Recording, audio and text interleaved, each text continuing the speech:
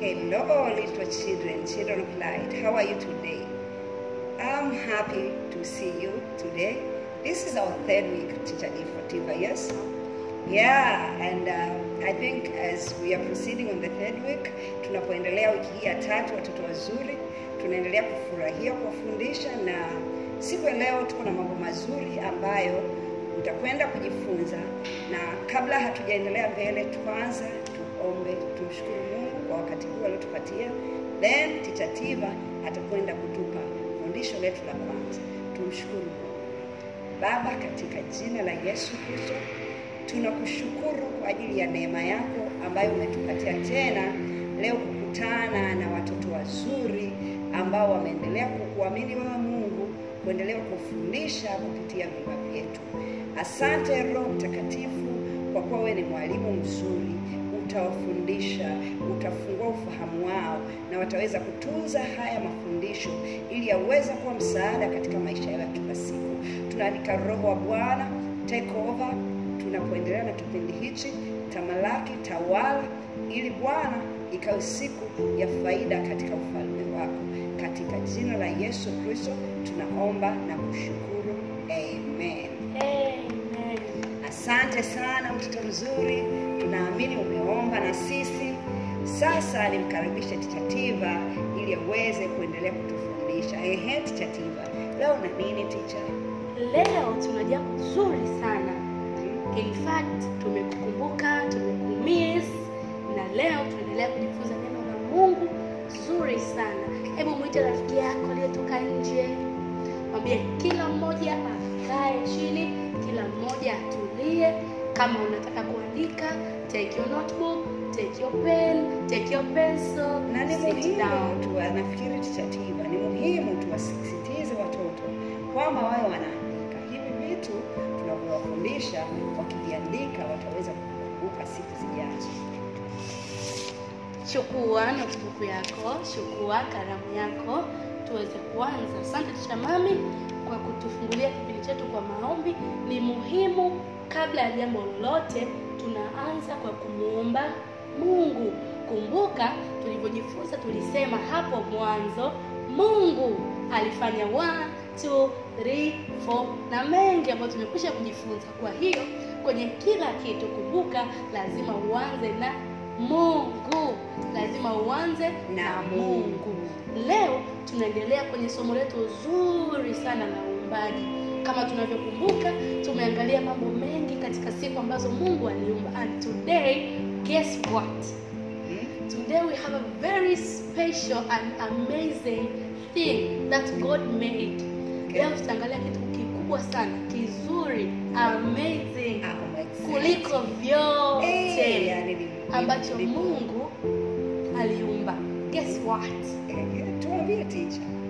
Tuambie. Mimi na wewe. Wow. Mungu alituumba mimi na wewe. Yaani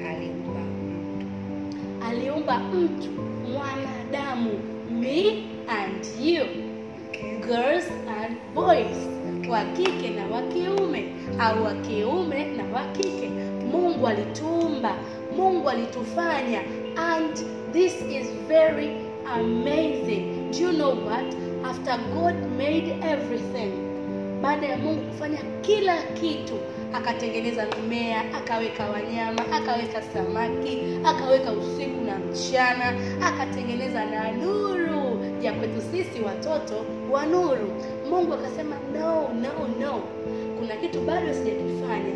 And God sat down and God decided to make and to create human being. Mungu akaamua kumfanya mtu. Tena Biblia inasema ametufanya kwa sura na kwa mfano wake. Wow, this is amazing. Mungu ametufanya kwa sura na kwa mfano wake. Wakati tunasoma Teacher Mami kuanzia siku zilizopita, sikuona mahali ambapo Mungu alisema amefanya kitu fulani kwa sura yake. Amefanya mimea kwa sura yake. Amefanya samaki kwa sura yake. Wewe Teacher Mami umesikia? Sijasikia kabisa. Na hiyo inanishangaza. Yes. Kwa sura na mfano Oh, lazima tuwe ni special sana. we are very special. And just look at your neighbor and tell, you are very special. You are very special, Teacher T. And say, I am very special. I am special. We were created in a very special way. Tumeumbwa kwenye namna ya kitofauti nzuri sana na ya kupendeza. Now God said, after I've made everything, baada ya kufanya kila kitu, now I will make a human being in my own image, in my own likeness. Wow, this is amazing. Sasa, Teacher Mami atusomee mstari wetu mzuri wa kitabu cha Mwanzo, ile sura ya 1 na mstari wa 26. Mwanzo sura ya 1 mstari wa 26, neno la Bwana linasema, Mungu akasema, na tumfanye mtu kwa mfano wetu, kwa sura yetu, wakatawale samaki wa baharini na ndege wa angani na wanyama na nchi yote pia, na kila kiumbe kitambaacho juu ya nchi. Wow. Genesis chapter 1 verse 26. Na Mungu akasema tumfanye mtu kwa sura na kwa mfano wetu. Oh, this is very amazing and very special. Mungu akatuumba kwa sura na mfano wake. And you know what, Chamami?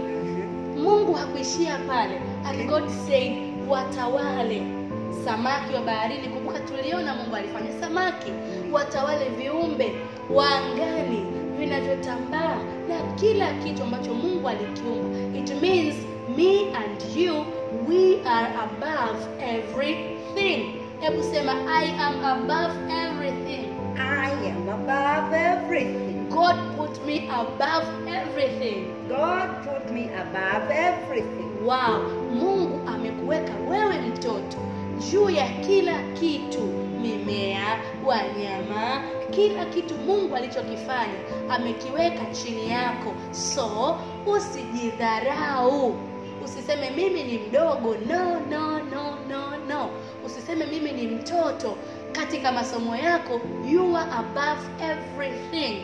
You are above history. You are above mathematics. You are above English. You are above Kiswahili. You can conquer. Unaweza kufaulu. Unaweza kupata super A kwa sababu Mungu amekuweka wewe juu ya kila kitu. Sasa nataka ukiri tena. Sema, Mungu ameniweka juu ya kila kitu. Mungu ameniweka juu ya kila kitu. Ongeza tena sauti and you say, Mungu ameniweka juu ya kila kitu. Mungu ametuumba, akamaliza kutuumba, akatupa vyote ambavyo alikwisha kuviumba tuweze kuvitawala. Wewe mtoto uweze kutawala. Ndio maana leo you eat fish, isn't it? Yeah. You eat meat, isn't it? Nyama ya ng'ombe. Hawapendi nyama. Labda wanapenda mboga ya majani. Hata mboga ya majani, kumbuka Mungu alifanya mimea na yote amesema tutawale. So we eat vegetables. Do you like cucumber? Yes. Watoto wanapenda tango, wanapenda oranges, wanapenda everything ambapo Mungu ametumba na kutupatia. Sasa baada ya Mungu kutupatia vyote, baada ya Mungu kutuumba, akatuweka juu ya kila kitu, the Bible says, God, I have a question first. I have a question for you. Okay. What is the name of the first human being or the first man that God created? Jina la mtu wa kwanza ambaye Mungu alimuumba. Huyo mtu aliitwa nani? Yes. Kuna mmoja amesema amepatia. Teacher Mami kasemaje? Amesema Adam. Wow, let's applause. Mungu mtu wa kwanza aliyemfanya alimuita Adam. Alikuwa man. Lakini God said no. Siwezi kumuumba peke yake, lazima niumbe na woman. Lazima niumbe na wa kike.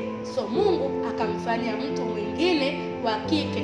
What is the name of that woman? Jina la huyo mwanamke ambaye Mungu alimuumba.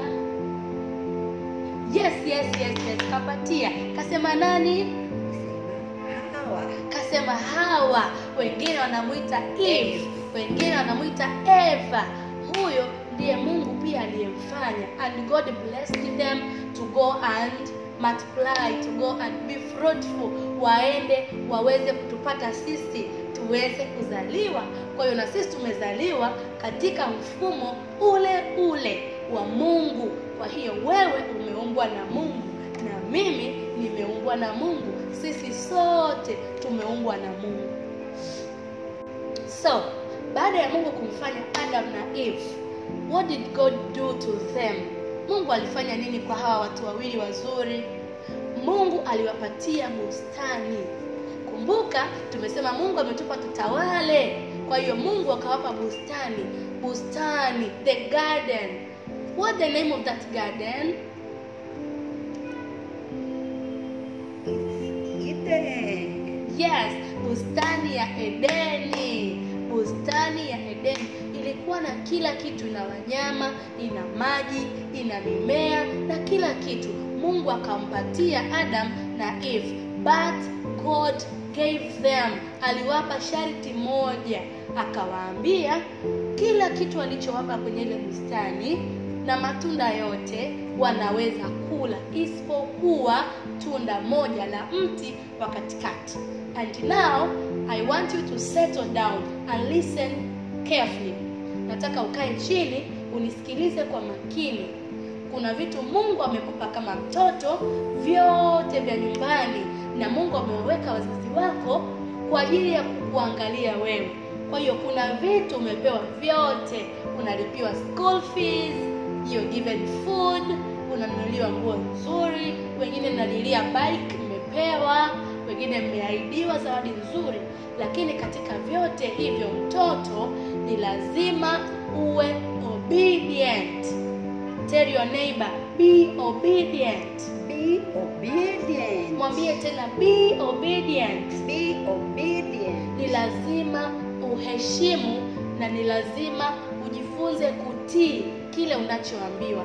Sasa Adam na Eve walipewa kila kitu, lakini Mungu aliwataka wao waweze kuwa watiifu. Tumeumbwa na Mungu. Yes, we are above everything. Yes, but we should obey. We should obey first. Tumheshimu Mungu na tuwaheshimu wazazi wetu. Teacher Mami atatusomea mstari wetu wa kumalizia, mstari wetu kutoka kitabu kile cha Colossians, wa Kolosai sura ya 3 na ule mstari wa 20. Wakolosai sura ya 3 mstari wa 20, neno la Bwana linasema, ninyi watoto watiini wazazi wenu katika mambo yote, maana jambo hili lapendeza katika Bwana. Wow, ninyi watoto watiini wazazi wenu, kwa kuwa jambo hili ni jema na linapendeza mbele za Mungu, mbele za Bwana wetu. Kwa hiyo wewe mtoto inakupasa kuwatii wazazi wako, kuwatii walimu wako. Ukiambiwa hiki usiguse, usiguse. Do you know why? Kwa sababu Mungu anatupenda na wazazi wetu Teacher Mami wanatupenda. Wanapotuzuia kitu wanataka sisi tuwe salama. They tell you usiguse ile switch ya umeme.